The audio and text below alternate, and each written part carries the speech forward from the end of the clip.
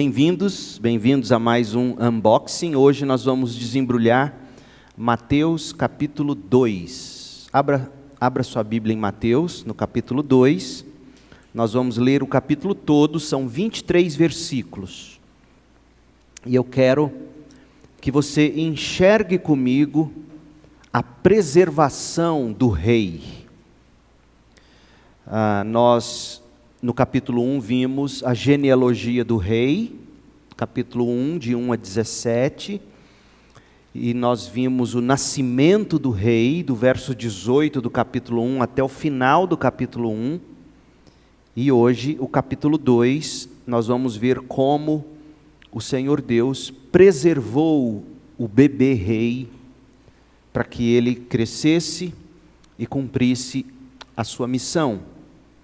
A preservação do rei. Mateus 2, verso 1.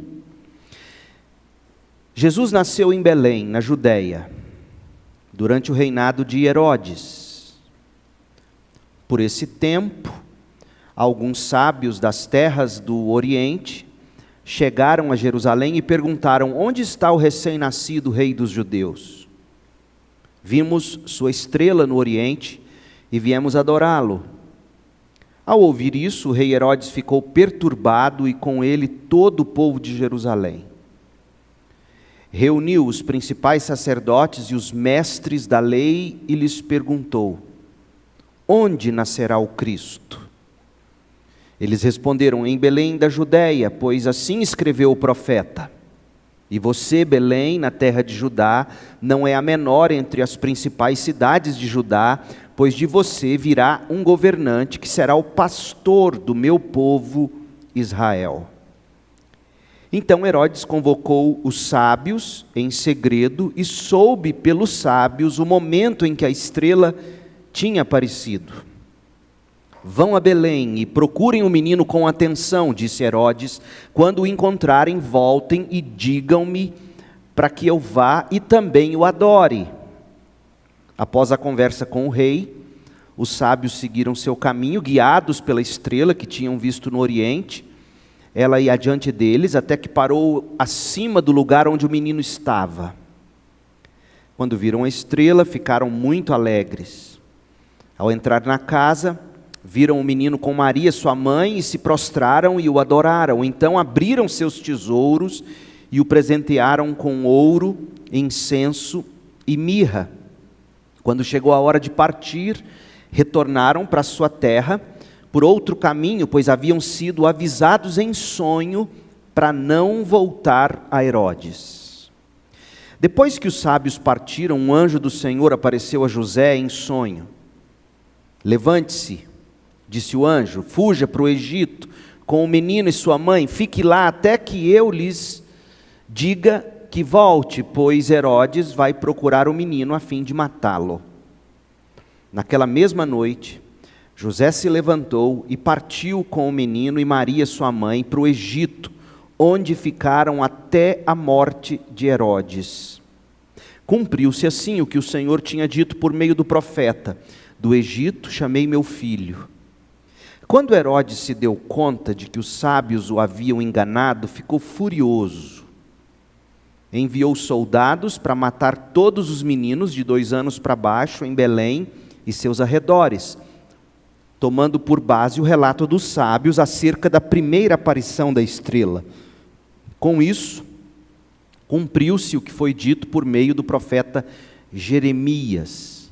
Ouviu-se um clamor em Ramá, choro e grande lamentação. Raquel chora por seus filhos e se recusa a ser consolada, pois eles já não existem. Quando Herodes morreu, um anjo do Senhor apareceu em sonho a José no Egito. Levante-se, disse o anjo, leve o menino e a sua mãe de volta para a terra de Israel, pois já morreram os que tentavam matar o menino. Então José se levantou e se preparou para voltar à terra de Israel com o menino e sua mãe. Soube, porém, que o novo governador da Judéia era Arquelau, filho de Herodes, e teve medo de ir para lá. Depois de ser avisado em sonho, José partiu para a região da Galileia. A família foi morar numa cidade chamada Nazaré. Cumpriu-se, desse modo, o que os profetas haviam dito, que Jesus seria chamado o Nazareno. Essa é a palavra de Deus. Essa narrativa, eu acho que ficou claro por essa primeira leitura, tem como propósito mostrar para nós como Deus preservou o menino rei. De que modo Deus guardou o menino rei da fúria de Herodes. Mas vamos começar do começo. Deixe-me te dar alguns dados importantes. Esse é um texto muito conhecido, geralmente lido e pregado em época de Natal.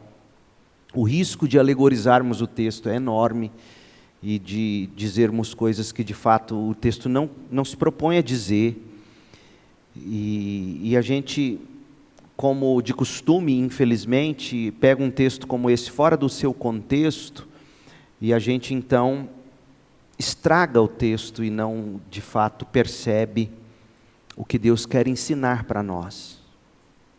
E a primeira lição que eu penso a gente pode tirar com toda tranquilidade, sem forçar o texto, é que Deus preserva seus planos. Deus tinha planos de que Jesus nascesse, crescesse, vivesse a vida sem pecado, morresse como nosso substituto, fosse sepultado e ressuscitasse. Portanto, o plano de Deus era que Jesus não fosse morto. Então ele agiu em providência para preservá-lo, não é?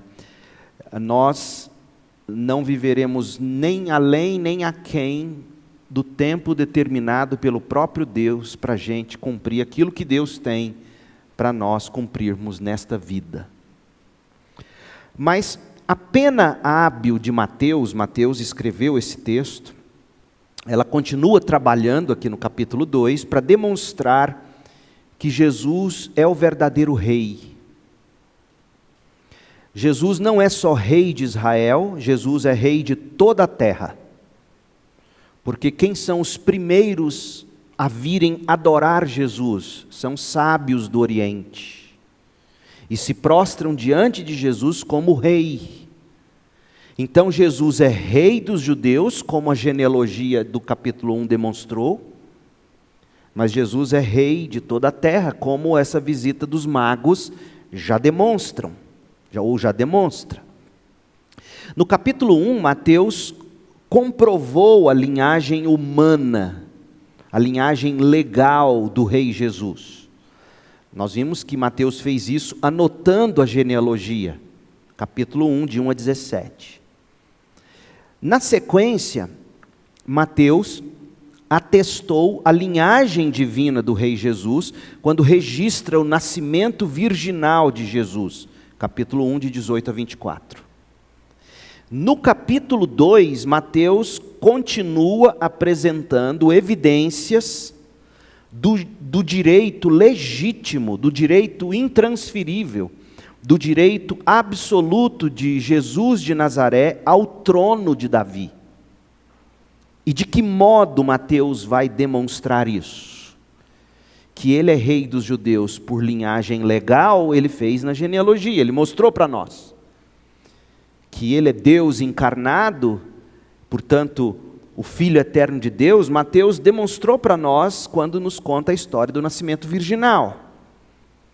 Agora Mateus vai nos dar 3 evidências adicionais neste capítulo, para nos mostrar que Jesus é, por direito intransferível, absoluto, legal, o homem de direito ao trono de Davi.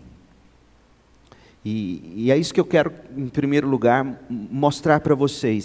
Em primeiro lugar, o testemunho dos sábios, que vieram de tão longe no Oriente, ou do Oriente, para adorá-lo. Está no capítulo 2, no verso 2. E eles não vieram só adorá-lo, eles vieram honrá-lo, homenageá-lo, presenteá-lo.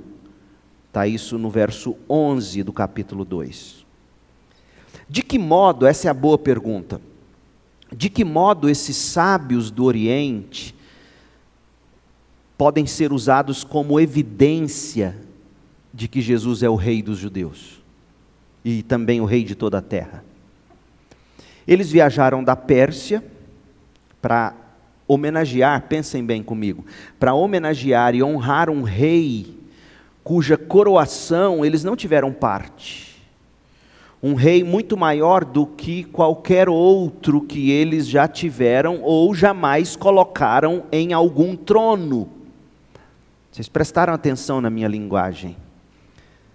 Por que colocar no trono? Por que eles não coroaram? Porque, como eu vou ler para vocês, essa informação eu extraio do comentário do John MacArthur em Mateus, os sábios ou magos do Oriente, eles tinham um papel-chave na coroação dos reis das nações.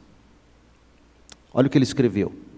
Por causa do conhecimento dos magos, dos sábios, conhecimento, eles eram os homens mais estudados daquela época. Conhecimento que eles tinham de ciência, de agricultura, de matemática, de história. Conhecimento também de ocultismo. Por causa desse suprassumo do conhecimento, a influência religiosa e política por parte deles continuava a crescer até se tornar o grupo de conselheiros mais proeminente e mais poderoso no Império Medo-Persa, que era o império dominante, até Roma surgir no cenário. E posteriormente, foram os medos, persas, babilônios e romanos. Depois eles também se tornaram influentes entre os babilônios. Todo conhecimento, e quem tem conhecimento tem domínio. E não é estranho, MacArthur diz, portanto, que muitas vezes fossem chamados de sábios, e não apenas de magos. Porque eles, sim, eram magos no sentido do ocultismo, mas eles eram homens de cultura. E pode ser que, MacArthur argumenta, que a lei oficial dos medos e dos persas, aquela lei que jamais poderia ser revogada, a lei irrevogável dos medos e dos persas, sobre a qual a gente lê em Daniel 6:8, Daniel 6:12, Esther 1:19, a lei oficial dos medos e dos persas, ao que tudo indica, fora estabelecida com base nos ensinamentos dessa classe de gente, magos, sábios. Aí você começa a entender. Herodes ouve dizer que esse homem, ou esses homens de tamanha influência entre babilônios, medos, persas, eles vieram de tão longe, e vieram dizendo que eles ficaram sabendo, por uma estrela no céu, ficaram sabendo de que nasceu o rei dos judeus. Agora você começa a entender por que Herodes ficou maluco. Porque era costume entre aqueles povos que os magos ou os sábios destacassem os reis, ensinassem os reis, coroassem os reis das nações.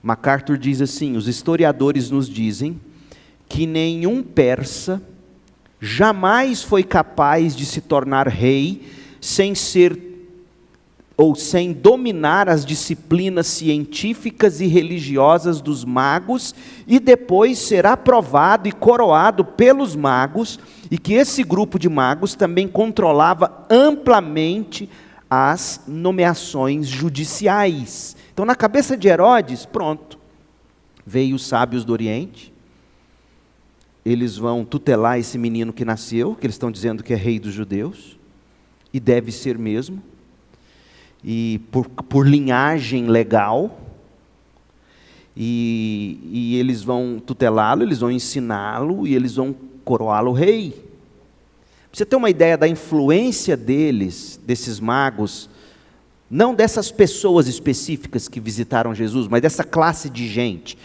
vocês terem noção da influência deles, abra sua Bíblia em Esther, capítulo 1, verso 13. Olha o rei da Pérsia, onde Esther vivia. Para tomar qualquer decisão, olha o que está dito no texto, Esther 1,13. Então o rei da Pérsia, consultou seus magos, seus sábios, que entendiam das leis e dos costumes dos persas, e aos quais o rei sempre pedia conselhos. Percebe?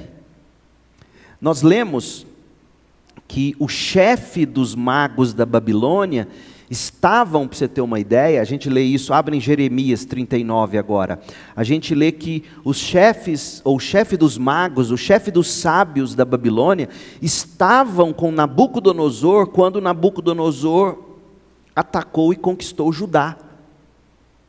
Então eles não eram homens de despacho, de macumba religiosa, eles não eram pouca coisa, eles eram conselheiros políticos, por causa de todo o conhecimento, de todas as ciências possíveis da época. E você também observa que já desde antigamente, a capacidade que o ser humano sempre teve de misturar ciência com religião. Né? E aí, olha o que está dito em Jeremias 39, 3.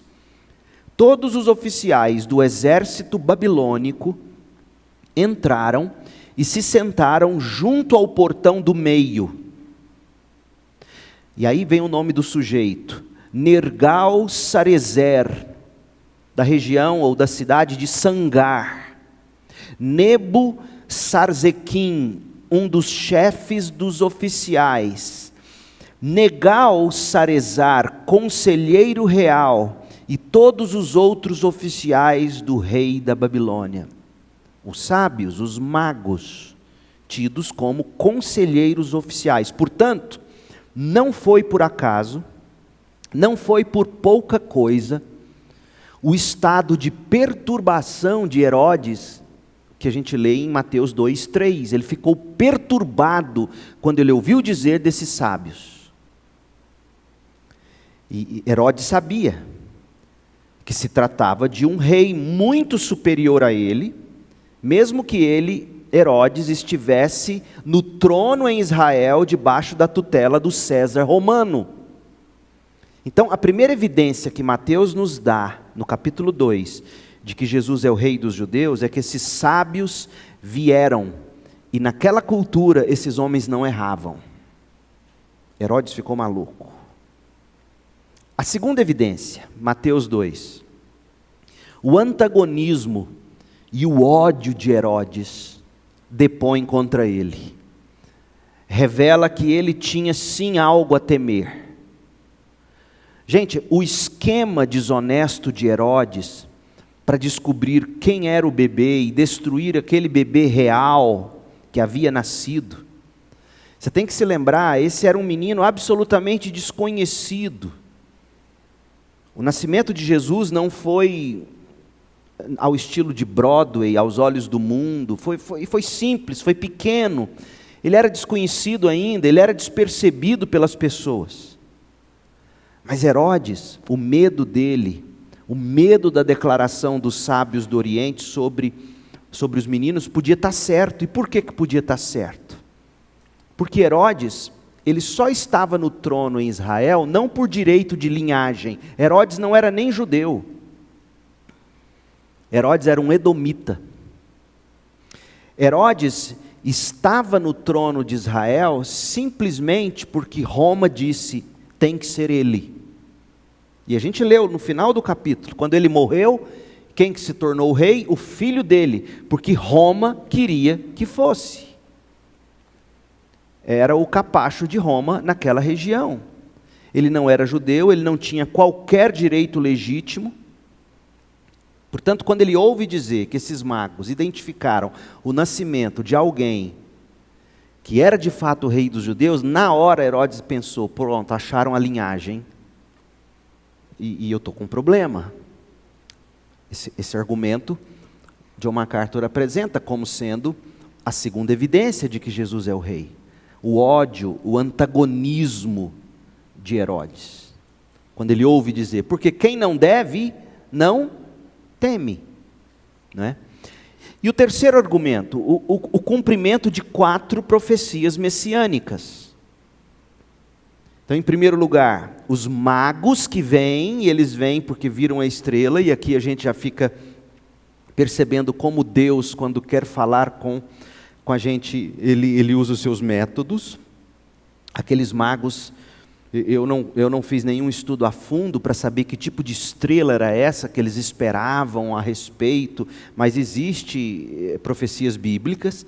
Os magos estudavam todas as religiões de todos os povos, e Deus, de algum modo, mostrou para eles, através daquela estrela, que aquele era o menino prometido, o rei que nasceu. Então, a visita dos magos diz, ele é rei.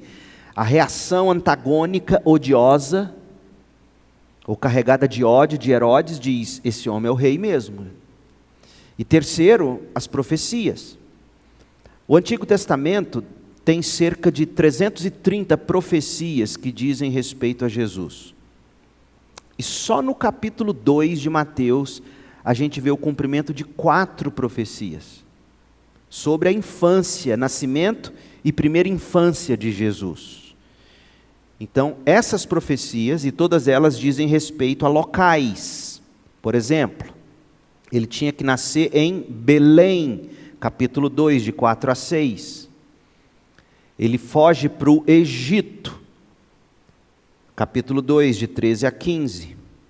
É mencionado aqui o massacre dos filhos, ou a levada dos filhos, né? Quando eles são levados na época do cativeiro babilônico, eles passam pela cidade de Ramá, próxima a Jerusalém, capítulo 2, de 16 a 18. E as mães que estão vendo seus filhos serem levados como escravos para a Babilônia, as mães, elas são identificadas como Raquel, chorando a morte dos filhos, porque era como se estivessem perdendo os filhos, elas nunca mais os veriam, iriam para a Babilônia como escravos. E aí, quando da matança dos recém-nascidos por ocasião do nascimento de Jesus, o Mateus, ele enxerga isso como um cumprimento de profecia. E também quando Jesus volta com seus pais do Egito e vem morar em Nazaré, é a 4ª profecia, capítulo 2, de 21 a 23. Então, essas evidências são muito claras.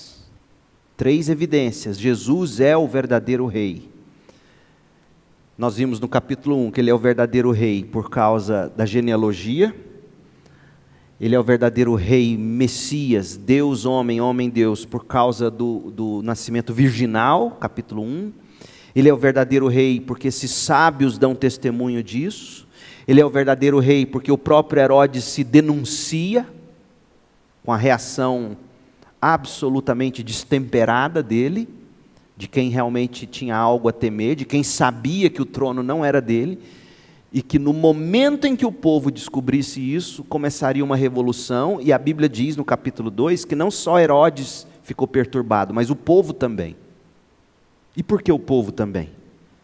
Porque o povo sabia que no momento em que se identificasse alguém de direito como rei, porque lembra, quando eles voltam da Babilônia, eles não têm mais muito controle sobre essas genealogias, eles meio que perdem tudo isso.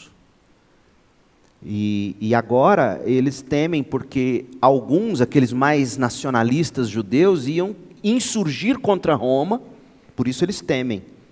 Não, o nosso rei não é Herodes, nosso rei é esse que os magos atestam e a Bíblia diz, nossas profecias. E aí eles temem, pronto, nós vamos entrar numa guerra civil aqui, vamos morrer. E eles então temem. Mas, em primeiro lugar, a gente precisa perceber isso. Mateus está mostrando para nós estamos diante de um rei que é cumprimento de profecias, e nós temos todas as evidências para crer de que ele é de fato o rei. Aí vem a passagem bíblica. Geralmente a gente divide ela em 2, do verso 1 ao 12 e do 13 até o final do capítulo. E a primeira parte desse texto está construído em torno da profecia, da predição do nascimento de Jesus em Belém. E aí depois vem a fuga deles para o Egito. Você tem os magos que vieram adorá-lo. Então nessa história também a gente testemunha a reação das pessoas em face da notícia de que nasceu o rei dos judeus. E é isso que eu quero que você note comigo. Alguns são de fato sábios, outros são tolos, não reconhecem. Então, há três atitudes que a gente precisa destacar aqui, que eu quero mostrar para você. A animação dos sábios, a agitação de Herodes e a adoração dos sábios. Porque isso nos instrui. Veja como eu estou tentando desembrulhar esse capítulo com vocês. Primeiro, a gente percebeu qual é o ponto principal do autor. Mostrar para nós que Jesus é de fato o rei prometido, e por ser o rei prometido, Deus cuidou de preservá-lo. Essa é a ideia central desse texto. Por isso que eu dei o título, A Preservação do Rei. Agora, dentro dessa ideia central do texto, você enxerga também verdades secundárias, não menos verdades, mas verdades que dão sustentação a tudo isso. E a primeira delas é isso, é a reação das pessoas em face da notícia.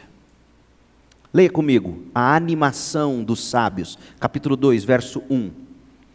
Jesus nasceu em Belém, na Judéia, durante o reinado de Herodes. Por esse tempo, alguns sábios das terras do Oriente chegaram a Jerusalém e perguntaram: onde está o recém-nascido, rei dos judeus? Vimos sua estrela no Oriente e viemos adorá-lo. Eles estão tão animados, empolgados, que eles nem se deram conta de que eles estavam em risco de vida por dizerem aquilo publicamente. Herodes podia simplesmente matá-los ali.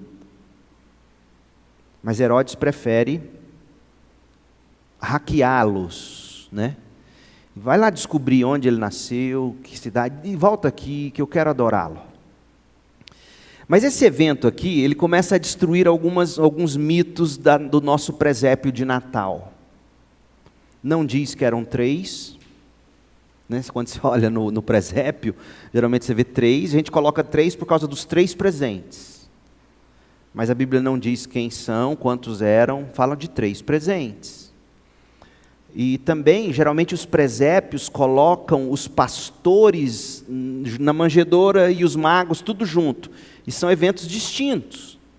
Ao que tudo indica aqui, gente, Maria, José e o menino já estavam em casa.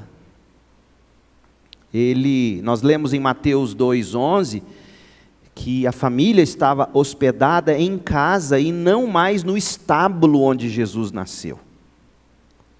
Então, a essa altura, Jesus já teria sido circuncidado, Maria já teria terminado seu período de purificação, segundo a gente lê em Lucas 2, de 21 a 27. O fato de Maria e José terem oferecido 2 pombinhos como sacrifício, Lucas 2, 24, em vez de eles terem oferecido um cordeiro como era requerido. Então, se você tinha dinheiro, você oferecia cordeiro. Se você não tinha dinheiro, você oferecia 2 pombinhos ou 2 rolinhas que qualquer um conseguiria comprar. Então, eles eram pobres. E quando você vê esses presentes sobre os quais a gente leu no verso 11 de Mateus 2, presentes caros, você vê que é uma forma de Deus prover financeiramente até para a viagem deles para o Egito. Então é provável que se eles já tivessem de posse desse dinheiro dos presentes, eles não teriam oferecido um sacrifício de pombinho ou de rolinha, eles teriam oferecido um sacrifício de cordeiro. Então, os pastores vieram bem antes visitar Jesus, lá na manjedoura, os magos ou sábios vieram depois. O menino já estava em casa e bem instalado. Mas, em primeiro lugar, você vê a animação desses homens. Em segundo lugar, a agitação de Herodes. Verso 3. Ao ouvir isso, o rei Herodes ficou perturbado. E a gente viu por quê. Ele sabia que nessa fumaça tinha fogo. Ele sabia que se os judeus descobrissem que havia alguém que tinha nascido de linhagem real, iam insurgir contra ele. E se ele não mantivesse aquele povo sob controle, o imperador romano podia tirá-lo e colocar outro. Então ele se viu em perigo, ameaçado de todos os jeitos.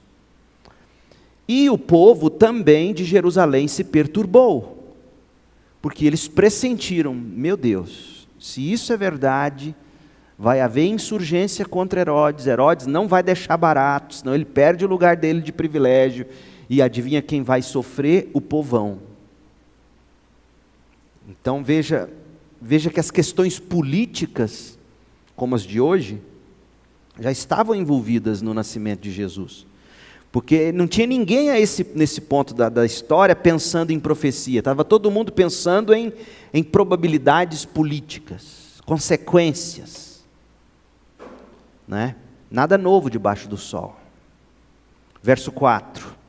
Herodes reuniu os principais sacerdotes. Olha a esperteza de Herodes. Ele sabia que ele precisava agora investigar, já que o Antigo Testamento falava das profecias acerca desse Messias, ele precisava descobrir onde ele tinha nascido. E ninguém melhor do que os sacerdotes e os escribas, ou os mestres da lei, para dar a ele essa informação. Então, isso aqui nos dá uma janela para perceber que os magos também, de algum modo, conheciam o Antigo Testamento e aguardavam pelo sinal do nascimento do Messias. Então você vê que parece que tinha até mais pagãos interessados do que o próprio judeu. Mas a gente sabe que há uma questão absolutamente teológica na vinda dos sábios. Por que eles vieram adorar? Porque ele é o rei não só dos judeus. Jesus é o rei de toda a terra, inclusive dos persas, dos magos, dos sábios. E eles vêm adorá-lo. Herodes fica perturbado, ele quer descobrir onde o menino nasceu, ele sabe que quem pode informá-lo são os sacerdotes e os escribas, e aí ele pergunta: onde nascerá o Cristo? Pô, esse povo tinha a resposta na ponta da língua. As profecias diziam: em Belém da Judéia, pois assim escreveu o profeta. E você, Belém, na terra de Judá, não é a menor entre as principais cidades de Judá, pois de você virá um governante. Meu Deus, imagina Herodes ouvindo isso. Que será o pastor do meu povo Israel. Então Herodes convocou os sábios em segredo e soube por eles o momento em que a estrela tinha aparecido. Aí ele fez as contas: que idade esse menino deve estar? Vão a Belém e procurem o menino com atenção, disse ele. Quando o encontrarem, voltem e digam-me, para que eu vá também adorá-lo. Então você vê aqui a agitação de Herodes. E por fim, a adoração dos sábios é muito instrutiva. Capítulo 2, de 9 a 12. Após a conversa com o rei, os sábios seguiram seu caminho, guiados pela estrela que tinham visto no Oriente. Eles não tiraram os olhos da estrela. Ela ia adiante deles, até que parou acima do lugar onde o menino estava. Quando viram a estrela, ficaram muito alegres. Ao entrar na casa, viram o menino com Maria, sua mãe, e se prostraram e o adoraram.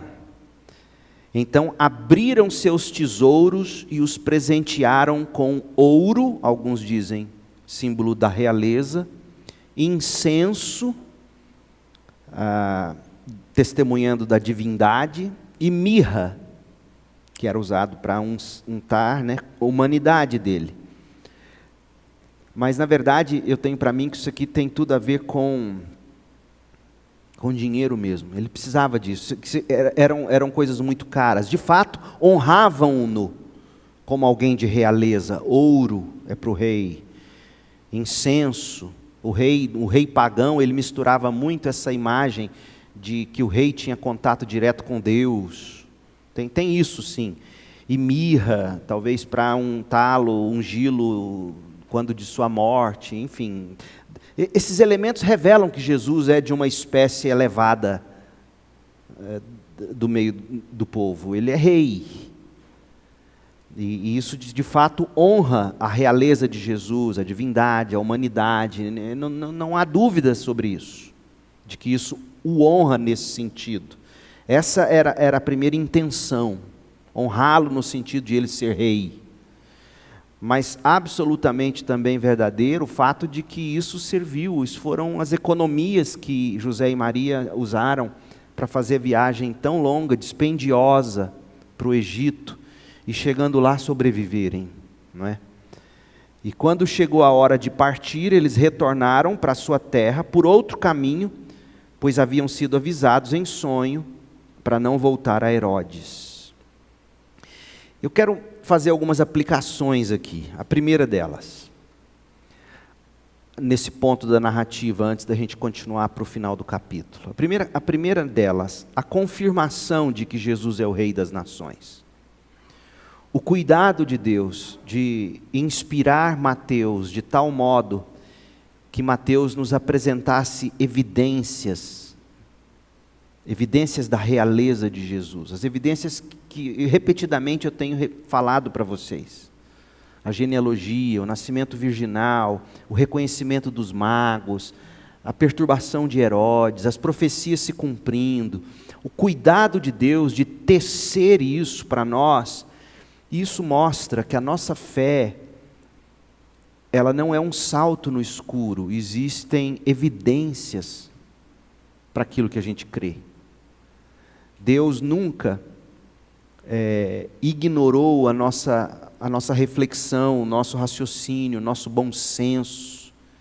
Fez questão de mostrar para nós a grande perturbação de Herodes, a grande perturbação daquele povo, porque eles sabiam que aquilo podia ser verdade, eles sabiam que aquilo poderia trazer problemas políticos, sociais, guerra civil e etc.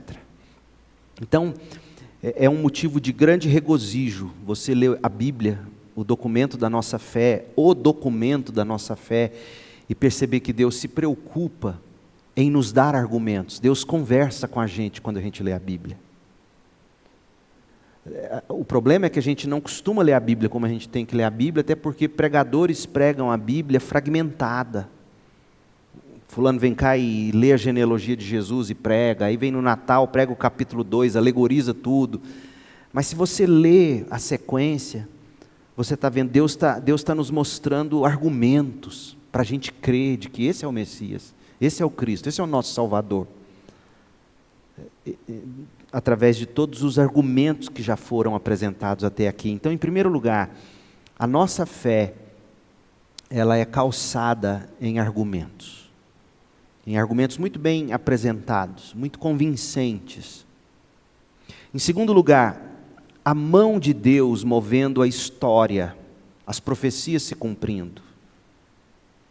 A mão de Deus movendo o cosmos, a estrela os guiando. Isso é absolutamente impressionante. Mesmo que alguém dissesse, não há milagre nenhum, essa estrela e tal, em todas as épocas do ano, no ano tal, já era esperada essa estrela, tudo bem, mas vem cá, Jesus nascer exatamente naquele momento, isso não é por acaso, é a mão de Deus, que ao mesmo tempo conduz a história, fazendo profecias se cumprirem, a mão de Deus cuidando da gestação de uma mulher como Maria, a mão de Deus preservando esse menino intacto naquele ventre, em situação tão precária, aquela viagem longa para eles participarem do recenseamento, e etc. Mas essa mão de Deus também guiando o cosmos, estrelas, levando sábios, movimentando sábios. E é impressionante você ver a mão de Deus nos detalhes. Mateus nos chama a enxergar a mão de Deus no macrocosmos, enxergar a mão de Deus no microcosmos, no dia a dia da gente.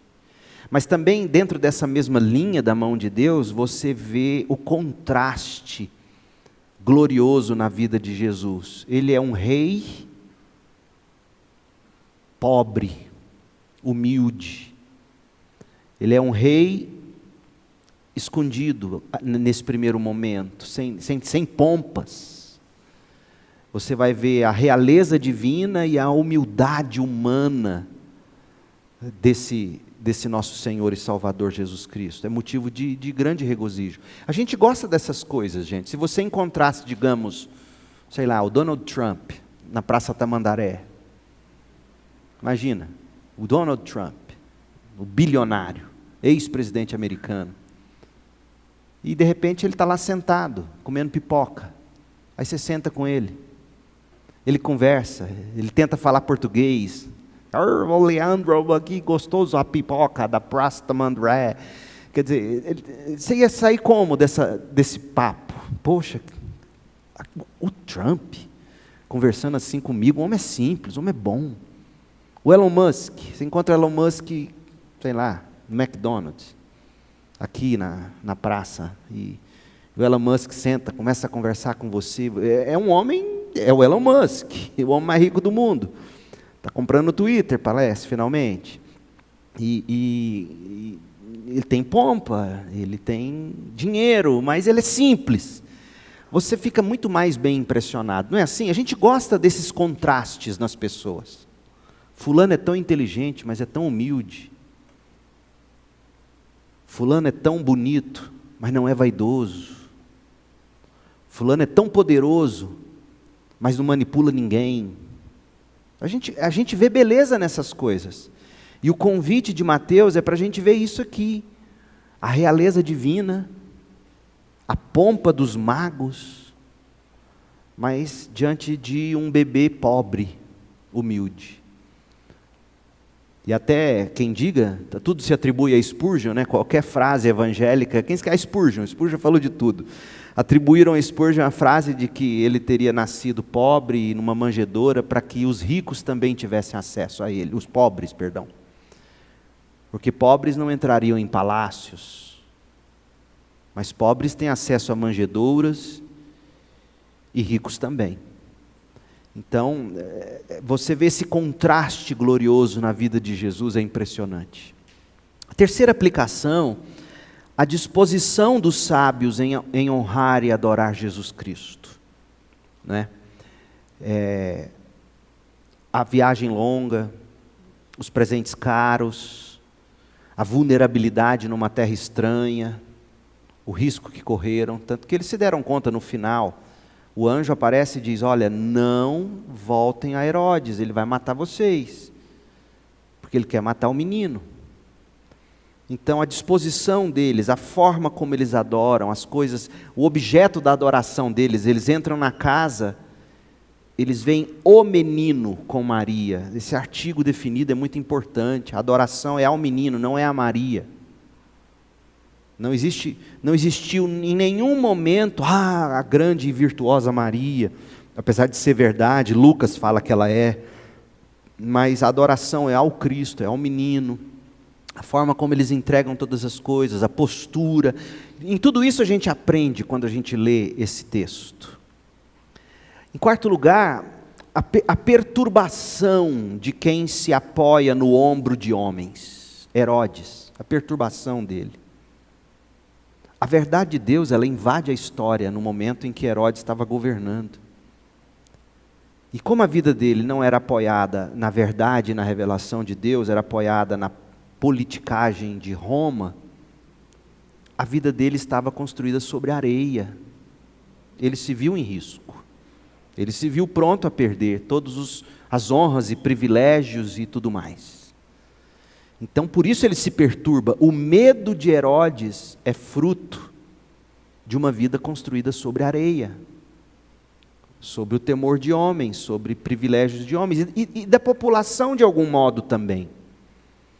Porque essa população que fica com medo é aquela população que tem mais medo de perder privilégios do que de ver feita, e não prefere tanto, talvez, ver feita, cumprida, o plano e a vontade de Deus.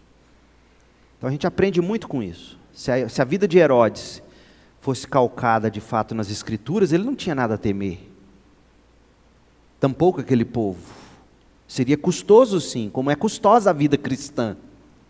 E no mundo vocês terão aflições, mas vocês precisam ter bom ânimo. Então quem tem a vida calcada na Bíblia é assim. Pode até sofrer com as mudanças, com as intervenções de Deus na história, mas não se perturba como Herodes se perturbou. E a última aplicação, o coração duro de quem se alimenta de religião, os sacerdotes e os escribas. Eles tinham a resposta na ponta da língua. Onde vai nascer? Eles sabiam o local, sabiam tudo. Mas não há encantamento. Como é fácil você conhecer a Bíblia. Como é fácil você saber citar a Bíblia de cor, sem encantamento. Olha o que D.A. Carson escreveu sobre os escribas. Eu quero ler para você, preste atenção. Existe um contraste evidente entre o entusiasmo dos magos gentios e a recepção concedida a Jesus por seus semelhantes judeus e pelo monarca Herodes. Carson diz: no melhor dos casos, as autoridades judaicas foram apáticas em relação às notícias, mais preocupadas com a paz política do que em determinar a veracidade das alegações que os magos fizeram. As autoridades religiosas tinham um conhecimento preciso da Bíblia, mas não tiveram coração para buscar o tipo de Messias que estava escondido numa vila em Belém. Em contraste, os magos vieram de uma distância considerável e iniciaram sua busca a partir de premissas duvidosas. Porém, eles encontraram o Salvador, ofereceram seus presentes e o adoraram. Mateus, escrevendo de sua perspectiva após a cruz e a ressurreição, percebeu que os magos adoraram melhor do que sabiam. Desse modo, os magos se juntaram às mulheres gentias que fizeram parte da linhagem do Messias e previram o tempo quando este Messias iria comandar seus seguidores e fazer discípulos de cada nação. O contraste, o coração gélido desses escribas e sacerdotes, com a Bíblia na mão, sabendo-a de capa a capa, mas sem o menor interesse. Como é perigoso para nós, gente, a vida cristã nesse sentido.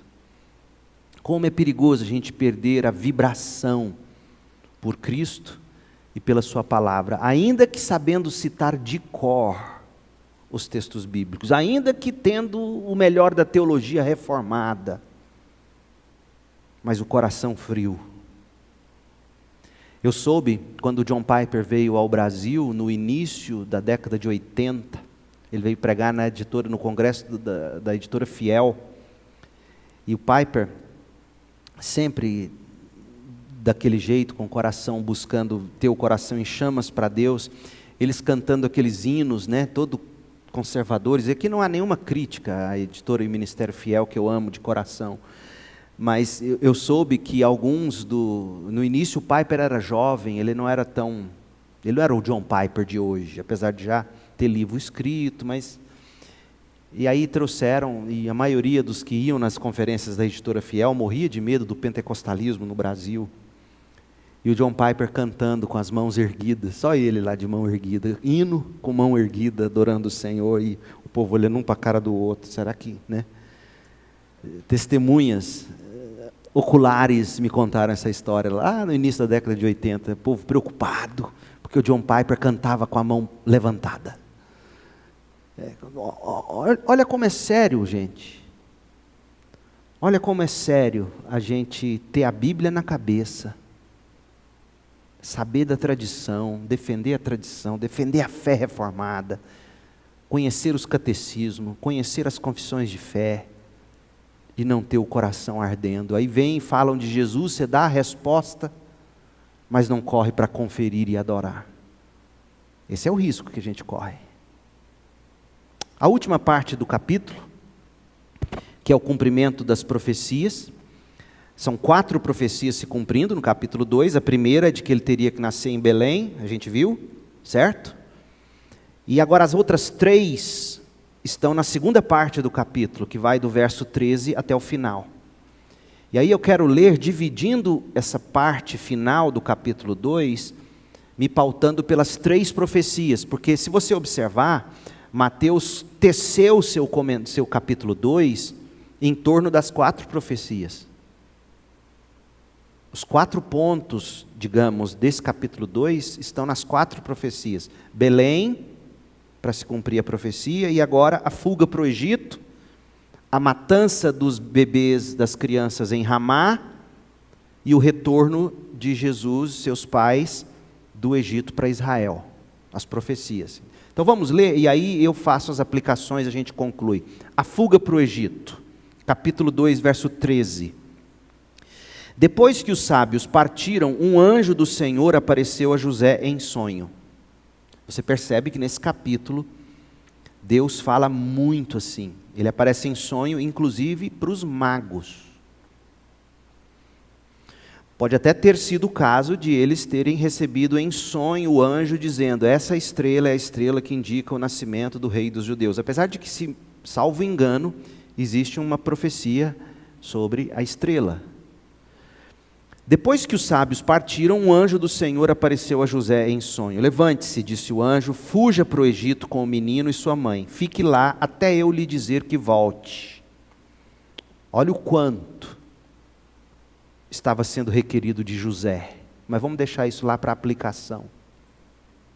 Pois Herodes vai procurar o menino a fim de matá-lo. Naquela mesma noite, José se levantou, partiu com o menino e Maria, sua mãe, para o Egito, onde ficaram até a morte de Herodes. Cumpriu-se assim o que o Senhor tinha dito por meio do profeta: do Egito chamei meu filho. Eu recomendo que você pegue um devocional que o Weber Campos Jr. está gravando para a editora Cultura Cristã sobre o Sermão do Monte. E no primeiro estudo, em 5 minutos, ele mostra perfeitamente bem como Jesus é esse que se identifica com Israel, não é? E mostrando inclusive isso. Depois vocês procurem no Instagram da Cultura Cristã, no YouTube da Cultura Cristã, e lá tem um devocional que ele está fazendo sobre o Sermão do Monte. Muito bom. Eu não sei se já saiu o segundo, mas o primeiro que eu assisti, 5, 6 minutinhos, muito, muito bem feito, como sempre. O Weber é fenomenal em teologia bíblica. E ele então, ele mostra essa identificação de Jesus com o povo de Israel, né? Israel, Moisés, o povo chamado do Egito, Jesus aqui se identificando conosco. Depois eles vão ser tentados no deserto, lembra? Lá o capítulo 4 vem a tentação de Jesus, e o capítulo 5 é o Sermão do Monte, é como se fosse a lei sendo entregue, a nova lei, a lei da nova aliança, enfim. Então, a primeira parte dessa segunda e última parte do capítulo 2 é a fuga para o Egito, para se cumprir a profecia. Aí vem a matança. Quando Herodes, verso 16, quando Herodes se deu conta de que os sábios o haviam enganado, ficou furioso. Mas olha o que é o homem mau de coração, porque quem enganou primeiro foi quem? Herodes. Na verdade, os sábios fugiram dele, porque ele que armou uma arapuca para os sábios. Vai lá, descobre, conta, porque eu quero ir lá adorar. Não é nada disso. Ele mataria o menino e mataria a prova. Qual era a prova? O testemunho dos sábios. Os sábios foram ali para coroar Jesus diante dos gentios. É óbvio que Herodes não mataria apenas o menino Jesus, mataria inclusive os sábios. Então, Herodes foi quem enganou os sábios, ou tentou. Mas o homem do coração ruim, ele nunca vê isso. Quantos problemas a gente resolveria na vida se a gente parasse e pensasse assim: peraí, quem começou essa história toda? Não foi a pessoa que está me machucando agora, fui eu. A culpa é minha, não é dela. Quantos problemas você resolveria se você reconhecesse a sua falha no processo? Isso salva casamento, isso salva amizades, isso salva igrejas, isso salva relacionamentos. Herodes, pensa bem, Herodes, quem começou isso foi você que enganou eles. Mas jamais Herodes cairia em si, né? E esse é o caso aqui. Ele não reconhece, ele ficou furioso, ele ficou ainda mais furioso, porque ele já estava, né? enviou soldados para matar todos os meninos de 2 anos para baixo em Belém e seus arredores, tomando por base o relato dos sábios acerca da primeira aparição da estrela.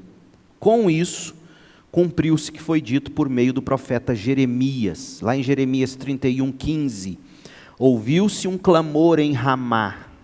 Ramá era a cidade, ou uma das cidades, por onde o povo de Jerusalém passou a caminho do cativeiro babilônico. E as mães estão assistindo seus filhos serem levados acorrentados.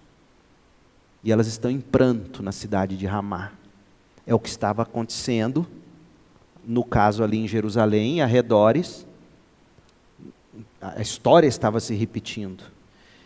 Choro e grande lamentação. A Raquel é a personificação das mães de Israel que choraram pelos filhos que estavam sendo levados. Raquel chora por seus filhos e se recusa a ser consolada, pois eles já não existem. Imagina que tristeza que não foi esse massacre desses recém-nascidos. Mas é a matança para se cumprir a profecia.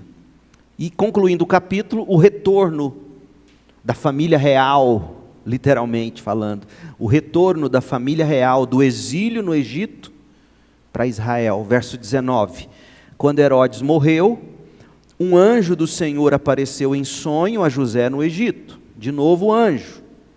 Levante-se, disse o anjo, leve o menino e a mãe de volta para a terra de Israel, pois já morreram os que tentavam matar o menino. Então José se levantou e se preparou para voltar à terra de Israel com o menino e sua mãe. Soube, porém, que o novo governador da Judéia era Arquelau, filho de Herodes, e teve medo de ir para lá. Depois de ser avisado em sonho, partiu para a região da Galileia. A família foi morar numa cidade chamada Nazaré, cumprindo-se desse modo o que os profetas haviam dito, que Jesus seria chamado Nazareno.